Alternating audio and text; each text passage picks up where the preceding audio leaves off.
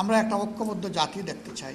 এদেশে আমরা যেমন নিজেরা আল্লাহ তাআলার দরবারে দরখাস্ত করে পয়দা হওয়ার জন্য কোনো উদ্যোগ নেইনি, ঠিক অন্যরাও আল্লাহর ইচ্ছাই এখানে পয়দা হয়েছে।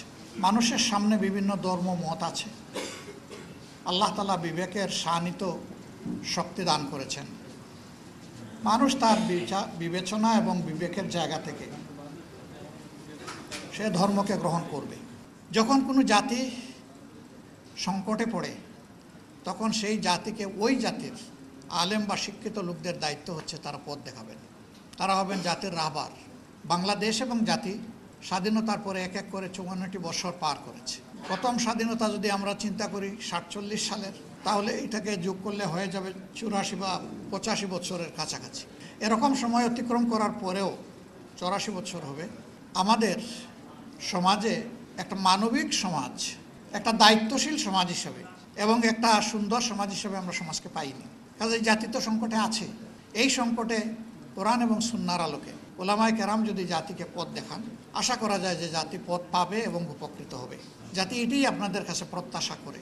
আরেকটি কথা না বললেই না হয়, উলামায়ে কেরামের মধ্যে জাতি একটা ইস্পাত কঠিন ওয়াক্য দেখতে চায়।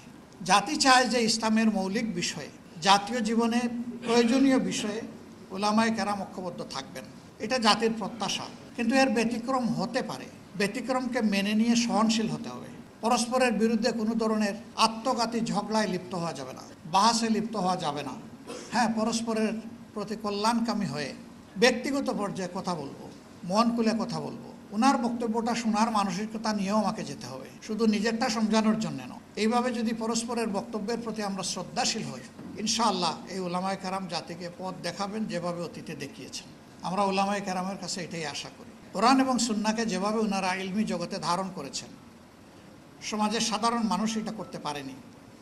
আল্লাহ এই যে নিয়ামতটা বিশেষভাবে আপনাদেরকে দান করলেন, এটার শুকরগুজারি তখনই হবে যে এই ইলমকে মানুষের কল্যাণে যখন আপনারা কাজে লাগাবেন। আমরা সেটাই আপনাদের কাছে আশা করি।